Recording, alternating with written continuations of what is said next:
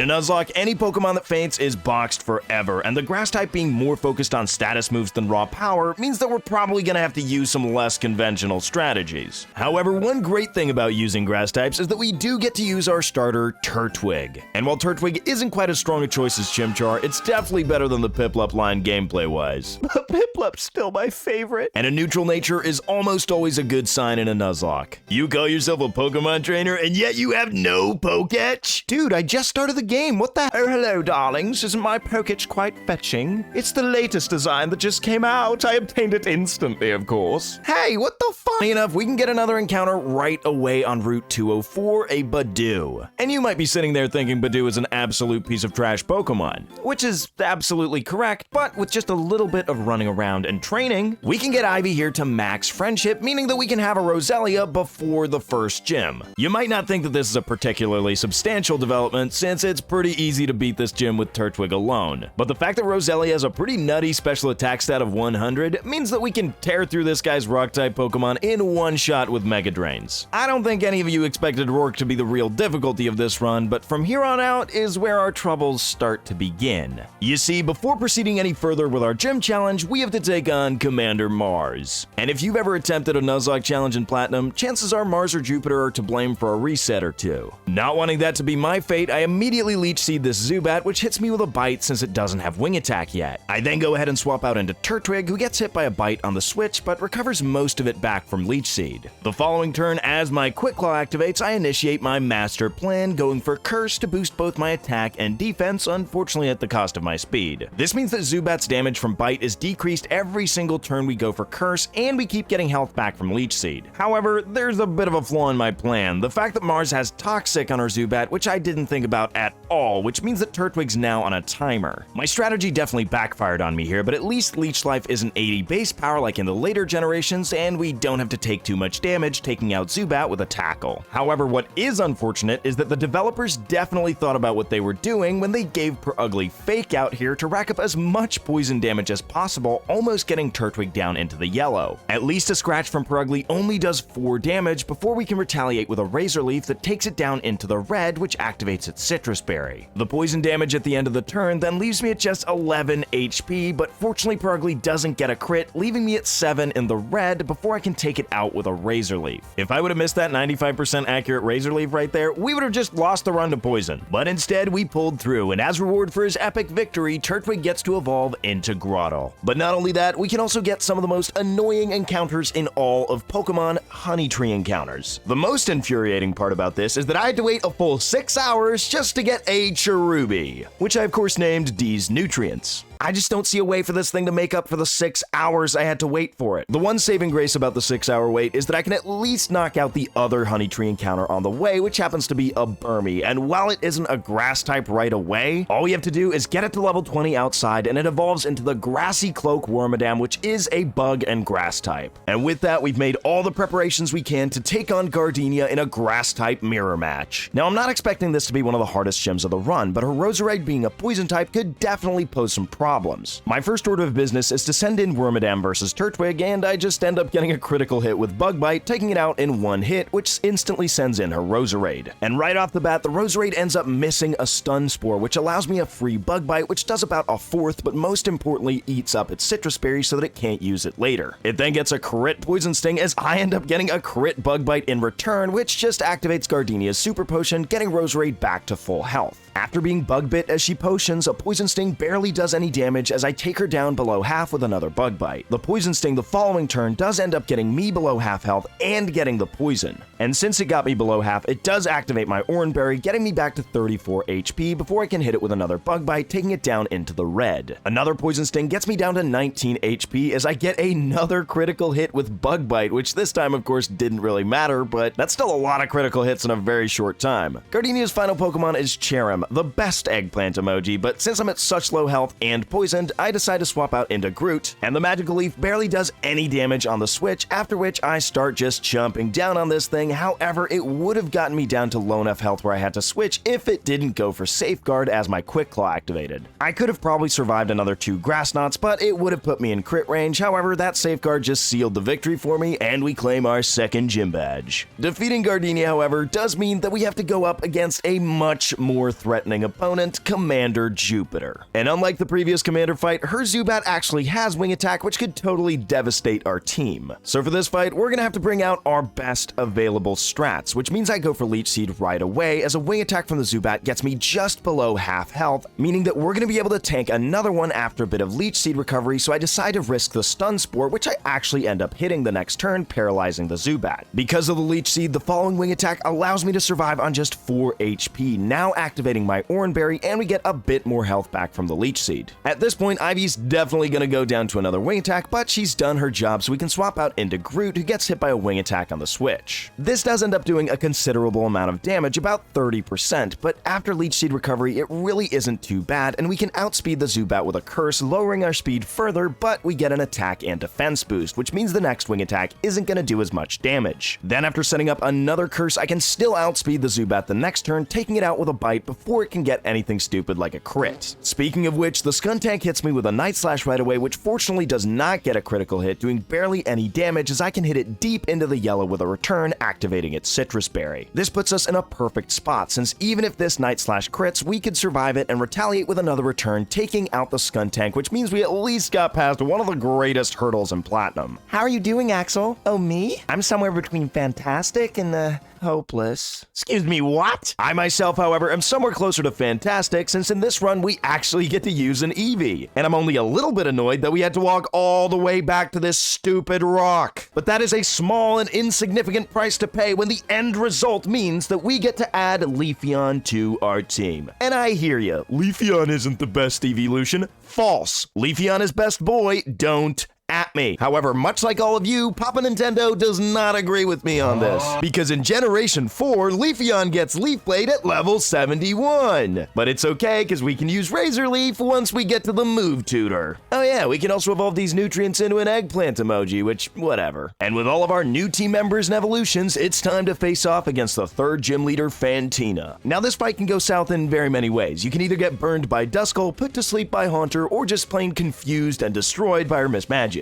And my plan was to try and avoid most if not all of this nonsense, and so I start by going for a Sand Attack versus Duskull, which does end up getting the burn on Best Boy. Now I know I said I wanted to avoid getting status at all costs, but Best Boy is pretty much just here to set up as many Sand Attacks as possible. Then once I'd lowered the accuracy of this Duskull to -6, I'd try to swap out into Ivy, but it goes for Pursuit, taking me down to 16 HP, getting Ivy in without getting hit on the switch, except for the Future Sight attack. I then go for a Stun Spore to further minimize but not completely remove the chance to be statused by this thing. I then follow that up with a Leech Seed so that even if we do end up getting burned, we can at least get most of the health back. Then once Ivy ironically gets burned, I swap out into D's Nutrients, who I very reluctantly am gonna give a go at this. My reasoning here is that Cherrim has Growth, boosting its special attack so that even if we get burned by Duskull, we're at least not gonna have our attack halved. Eventually I've growthed my way all the way up to +6, and the Leech Seed damage has taken Duskull down into the red, meaning that Fantina is gonna use a Super Potion, giving me a free opportunity to set up Sunny Day. Now I know that Cherrim's Flower Gift only boosts its attack and not special attack, but we do get a bit of a boost to special defense in case the other 2 Pokemon on our team hits us with a special attack. Once the Duskull goes down to Petal Dance, I'm now locked in, so as she sends in Haunter, I actually proc my Quick Claw, meaning I don't have to take a special attack or a Hypnosis, and even though it's resisted, Petal Dance takes out the Haunter in one shot. I then don't get confused by Petal Dance as she sends in her Miss Magius, meaning I'm still locked in, but that confusion really didn't matter since she decides to confuse me with Confuse Ray on her own. This is why I wanted that special defense boost if we hit ourselves in confusion, but D's Nutrients is just too strong, breaking through confusion, taking out Miss Magius in one shot with Petal Dance. I was wrong to ever have doubted you, Cherrim. And even though that victory was pretty sweet, we have one immediate problem.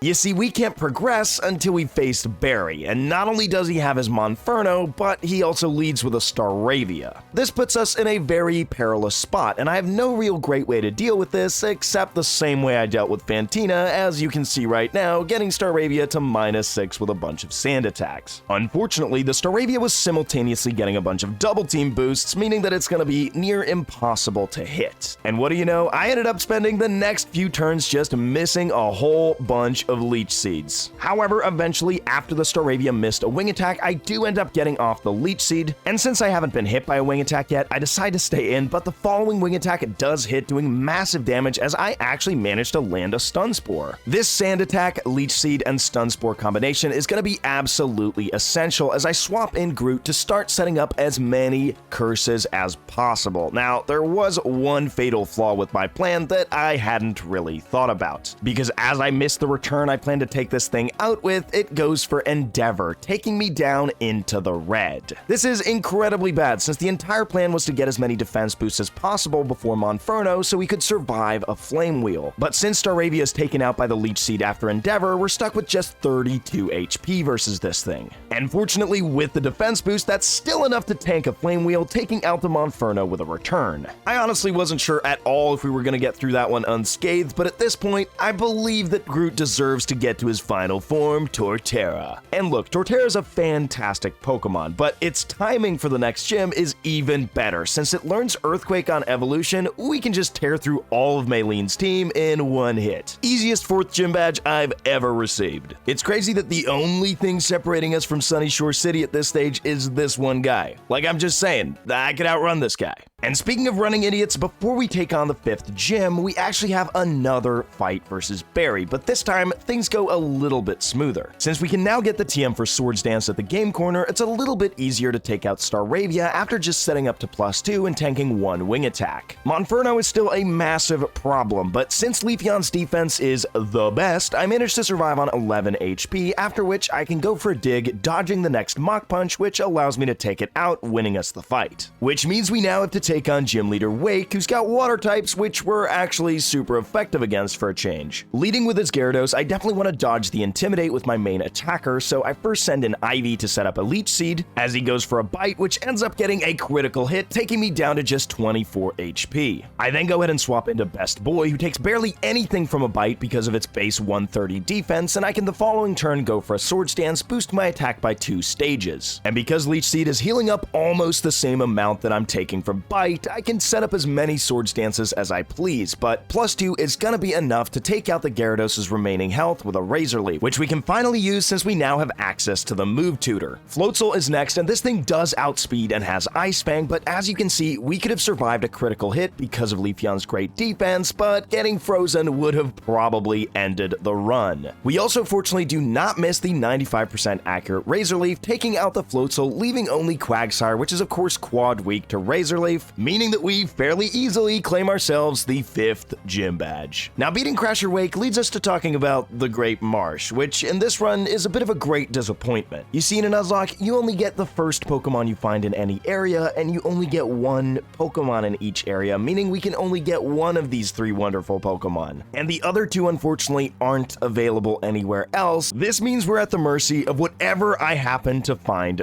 first, which happens to be a Tangela. And since the Great Marsh is just like the Safari Zone, there's no actual guarantee that we catch this thing, but fortunately, Tangela decided to just stay in the ball the first time. And apart from the obvious question of what Tangela even is, the main question is, what are those? Like, are they just shoes? Or either way, the fact that we have access to the Move Tutor, we can teach it Ancient Power and level it up 1 level, evolving into Tangrowth, which I actually quite like. After that, we can head on to Canalave City, and you guessed it, we have to face Barry one more time. And this is probably the most dangerous Barry fight in the entire run. Both Staraptor and Infernape are now fully evolved and giant threats to the team, so I lead with these nutrients and once again set up a Leech Seed as it hits me with an Aerial Ace, which is fortunately its strongest move. The Aerial Ace still does massive damage, however, and I now have to swap out and I go into Torterra, and fortunately it goes for Takedown since any move on its moveset would have taken out D's. The following turn turn, I get a Quick Claw proc, allowing me to go for Curse first, which is at least going to give me a bit of a defense boost before it hits me once again with another Aerial Ace. Now, this Staraptor still has the same problematic moveset, including Double Team and Endeavor, which is something I definitely need to look out for. If the same thing happened as in the last fight, where I missed a move and it then went for Endeavor, bringing me down to super low health, that could be incredibly bad when he sends in Infernape. And honestly, even after all these curses, Aerial Ace is still doing quite a lot of damage, leaving me at just under half health. Realizing this, I decide to go for a Razor Leaf, which fortunately connects and takes out the Staraptor, but I only have 45 HP facing off against Infernape. Or that's at least what I thought. However, he sends in his Heracross, which also has Aerial Ace. Now, fortunately, Groot also has Leech Seed on its moveset, but it would have been a lot more useful to have Synthesis in this instance, since we're not getting that much back from the Leech Seed recovery. After getting off the Leech Seed, I continue going for curses to boost my defense to hopefully get more HP back after every single turn, but it seems that I just keep getting about the same amount. At this stage, I realize that I'm in a really bad position. I'm pretty much just waiting for this Heracross to get a crit, and the only thing I'm getting out of it are a few extra defense boosts that I don't think are gonna matter at this low health versus the Infernape. So once I get to +6, I decide it's just time to get rid of this thing, and I go for an Earthquake, which is obviously gonna take out the rest of Heracross's health. Now, we might survive a Flame Wheel from Infernape, but the odds are definitely stacked against us, and if we do, we just lose the fight. However, Groot decides to get possibly the most clutch Quick Claw proc of all time, so I guess we'll never know. Honestly, I was very prepared for a reset here. We're fairly deep into the game, but it wouldn't have been that bad. But not this time, Barry. Before taking on the gym in Canalave, I take a quick detour to Iron Island. I do this since it's the first area we can pick up a shiny stone so we can finally evolve into Roserade. And thus it's time to face Byron, but much like his son Rourke, this guy is a complete pushover, and just a few earthquakes seals the deal. But while Byron may have been a pushover, we now get to an area that I'm immensely scared of,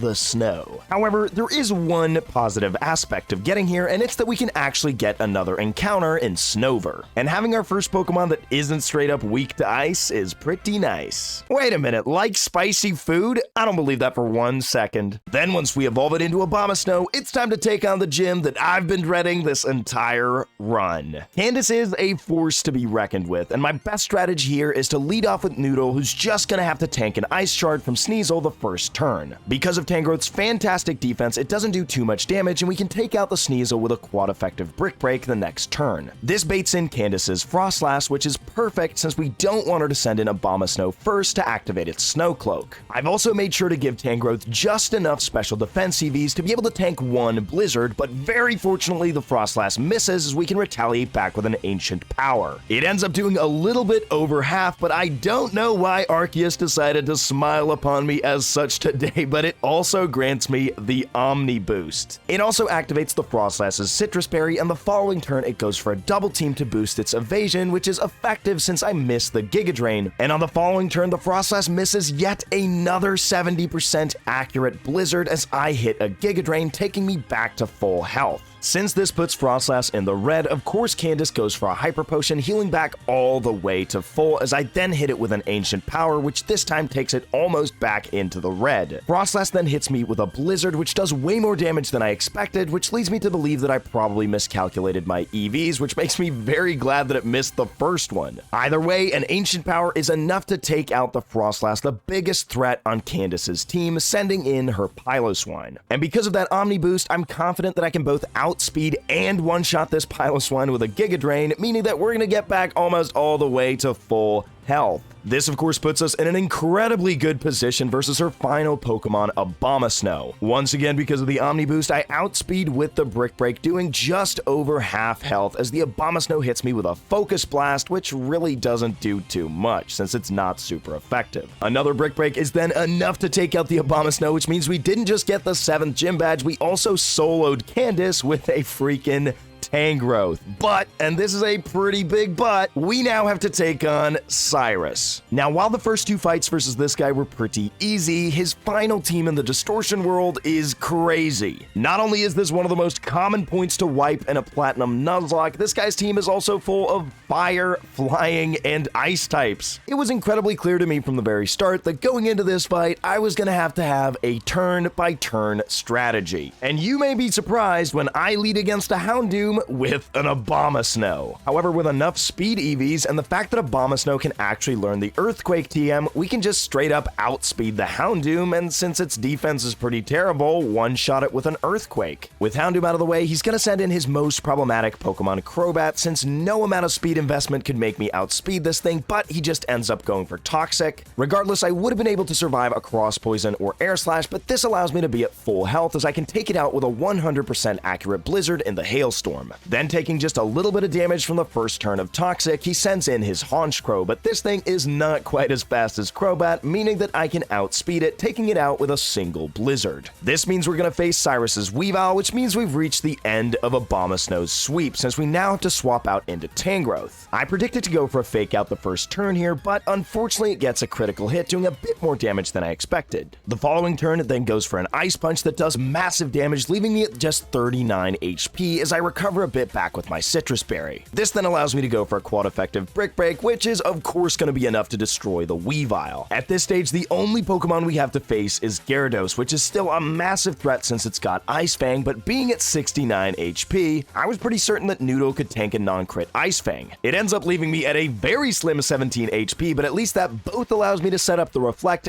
and survive the Hail. Obviously, at this point, I have to swap out since one more turn of Hail would take me out, so I go out into Abomasnow, who can easily tank a resisted Earthquake. I then go ahead and use Swords Dance to boost my attack, which we can pick up multiple TMs of at the game corner as I get hit by an Ice Fang. I do end up getting below half after Poison, but with a little bit of Citrus Berry healing, I get back up over half again and can take out the Gyarados with a Wood Hammer. Honestly, a pretty intense fight, and I'm amazed that we've gotten this far in the run without any casualties. The best part about this is that the final gym is pretty much a freebie since it's versus Volkner, and all we have to do once again is for the third time in a row sweep through an entire gym with Earthquakes. But having beaten our gym challenge means we now have to set our sights on the Elite Four. And yes, there is another rival fight we have to face before the Elite Four, but because we can be all the way close to level 59 while his Pokemon are about at level 50, this fight was an absolute breeze. And thus, the team we're taking into the Elite Four consists of Torterra with Curse, Earthquake, Crunch, and Woodhammer, Roserade with Giga Drain, Growth, Leech Seed, and Shadow Ball, Cherrim with Solar Beam, Growth, Leech Seed, and Sunny Day, Leafeon with Swords Dance, Razor Leaf, Quick Attack, and Dig,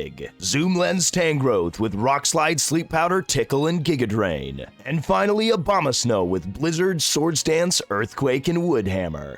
The Elite Four is the final test of strength during a Nuzlocke, and there's no going back at this stage, so we better have the winning strategies. First out is Aaron with his bug types, which are super effective against grass, so we gotta be pretty careful here. He starts out with Yanmega going for a double team to hopefully evade our attack, but with the Zoom Lens, it is enough to take it out with a quad effective Rock Slide. Second out is his Vespiquen, another Pokemon that's quad weak to Rock, but this time we're just straight up faster since Vespiquen is incredibly slow and it's enough to clean one-shot it. This is where things get interesting as Aaron sends in his Scissor. Figuring I can take one X-Scissor, I stay in, but he just ends up going for Night Slash, which barely does anything, so I can pretty much put this thing to sleep for free. The first turn, he's guaranteed to stay asleep, which is perfect since I can use Tickle to lower both its attack and defense. The following turn, it just stays asleep again, so I lower its stats a bit further. The Scissor then wakes up, but because of the attack drops, the X-Scissor barely does anything since it fortunately doesn't get a crit, and I can get off a third Tickle. The next X-Scissor doesn't get a critical hit either, not even knocking me below half HP as I can hit a Sleep Powder, putting it back to sleep. At this stage, we're as well set up for a switch as we're ever gonna be since unfortunately X-Scissor just has that high critical hit chance, but at least the next turn I can get off a Leech Seed to try and heal up as much as possible if it does get a crit. Doing this makes me feel a little bit safer as I swap out into Groot and the Scissor just stays asleep. I then go for a Curse to start boosting my attack and defense since we're definitely gonna need it if we're going to be able to beat his bug types. He then actually does wake up, hitting me with a couple of X-Scissors in a row, which is doing just a little bit more damage than we're getting back from Leech Seed, but at least this is a safe way for us to get some boosts. I really wasn't in any position to be greedy here, however, so I decided to go for an Earthquake here, having to only take 3 X-Scissors, none of which fortunately got a crit. I didn't want to press my luck any further, and +2 attack and defense is hopefully gonna get us there. Heracross comes in next, and we've had bad interactions with this thing in the past, but this time the Megahorn does a little bit over half, activating Groot's Citrus Berry, taking us back a little bit, before we can go for a not very effective Earthquake, taking Heracross into the yellow. I know that I can take another Megahorn here, but the Heracross ends up missing it, meaning that another Earthquake is enough to take it out. This just leaves Aaron's final Pokemon, Drapion, and since we have enough health left since we didn't have to take that second Megahorn, I decided to just stay in since we can easily tank a +2 Ice Fang even though it's quad effective, and then proceed to just take out the Drapion with a super effective Earthquake. With one Elite Four member down, it's time to face the second Bertha. And for this fight, we do in fact have the advantage since she does use ground types. The only real issue is we're gonna need a good way to beat her Gliscor, which is super fast and has all the elemental Fang moves. Before that, however, we need to take care of Whiscash, but this thing being quad weak to grass, it's really not that tough to just take it out with a Wood Hammer. This will of course bait out her Gliscor since it's got a super effective move, but much like Cyrus's Houndoom, because we have all the speed investment on Abomasnow, we can actually just straight up outspeed. This really takes care of what would otherwise be an incredible pain to deal with, and from there,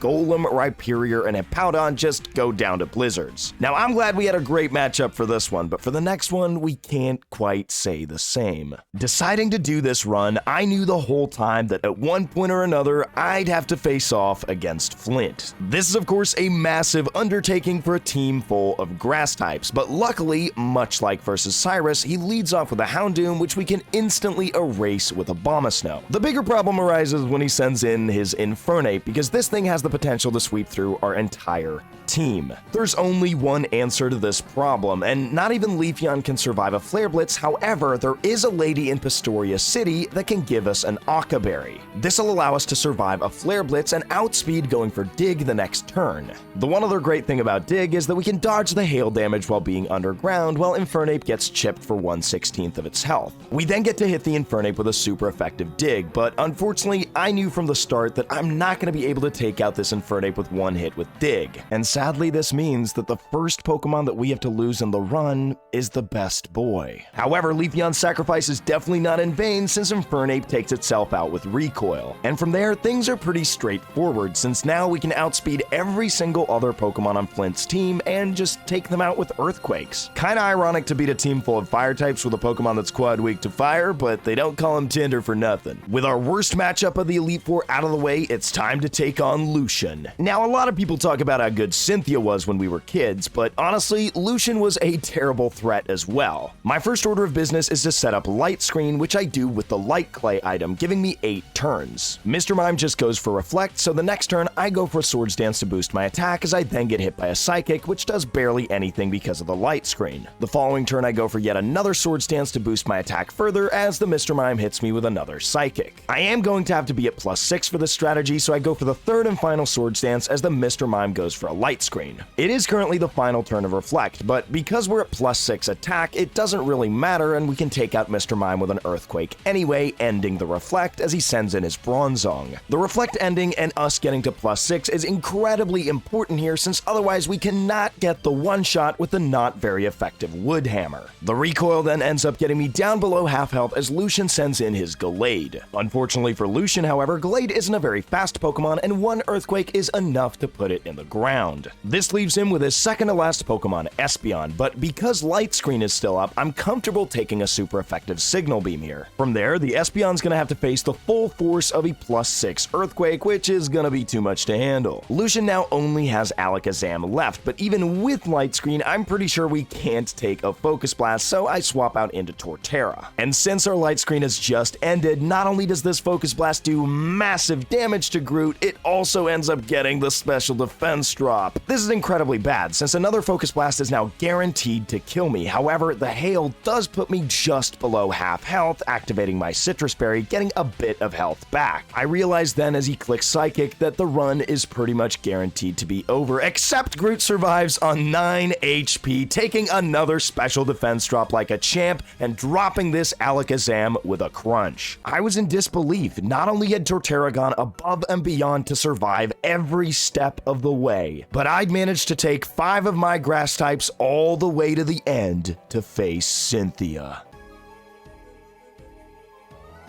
Now, Cynthia is a dangerous opponent, possibly the strongest champion of all time. Her Spiritomb is a defensive force to be reckoned with no weaknesses, but we can at least outspeed with Noodle, putting it to sleep. I then swap into Cherrim as the Spiritomb stays asleep so that I can get off a Leech Seed the next turn. The Spiritomb just ends up staying asleep, so the next turn I go ahead and swap out into Abomasnow. This of course sets up the Hail, and the Spiritomb ends up waking up, hitting me with a Silver Wind, fortunately not getting the Omni boost. It ends up doing about 30% damage, but after Hail, I of course get some health back from Leech Seed, which makes it not quite as detrimental. Then, since Spiritomb only has special attacks, I set up my light screen so that it'll only do half the damage it did before. This way, I can easily set up a couple of Swords Dances to get to +4, but just before I'm about to set up to +6, the Hail and Leech Seed damage combined gets Spiritomb into the red. This of course prompts Cynthia to go for a full restore, which means I can get my final Swords Dance without taking any damage. From there, a single +6 Earthquake is of course enough to take out the Spiritomb. Second out is Cynthia's Lucario, but unfortunately for Lucario, it only has a base speed of 90, which is lower than Rapidash's 105, which we easily outsped.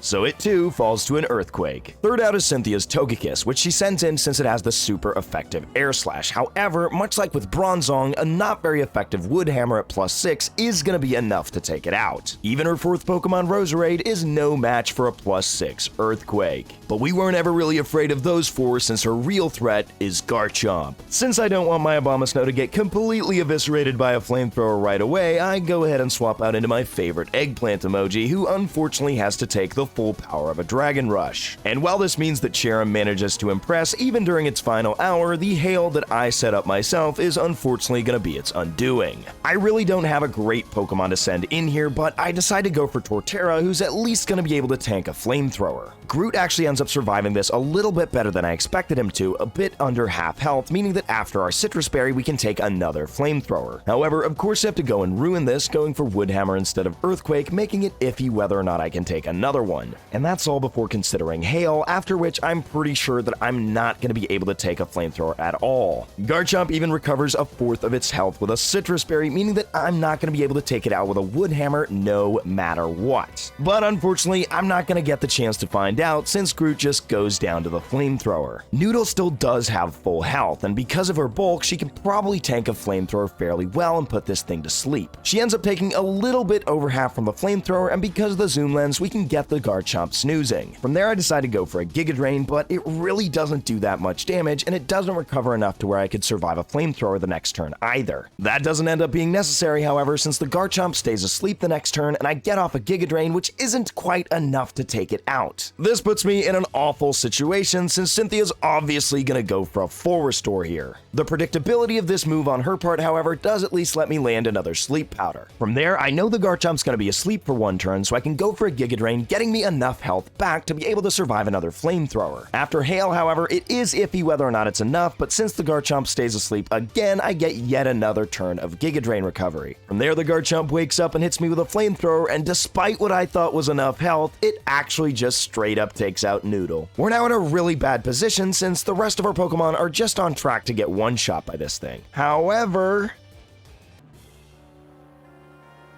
oh my goodness, the Garchomp ended up missing Dragon Rush! And if that Dragon Rush would have connected, we would have just been one-shot and Abomasnow would have been next on the chopping block. Fortunately, a Giga Drain from Ivy is enough to take out the Garchomp, leaving only Cynthia's final Pokemon, Milotic. I go for a Giga Drain knowing that it's not going to be enough to take this bulky eel out, and it ends up going for Mirror Coat, which totally destroys Ivy. However, we still have one soldier remaining. The MVP of the run, the match of the century, the Christmas Miracle. With a final Wood Hammer, we put this Milotic where it belongs and put an end to this run. And that, ladies and gentlemen, is how I beat a Pokemon Platinum Hardcore Nuzlocke using only grass types. And honestly, honestly, all of these Pokemon impressed me so much more than I expected. Grass types are truly a force of nature, and as you may have been able to tell throughout this entire video, I just recovered from being sick and my voice is kind of killing me. But even despite that, it's still my favorite thing to make these videos for you guys, so if you got this far into the video and you're not subscribed, what are you doing? So until next time, I'm gonna rest up my voice to be normal, and until then, have a good one.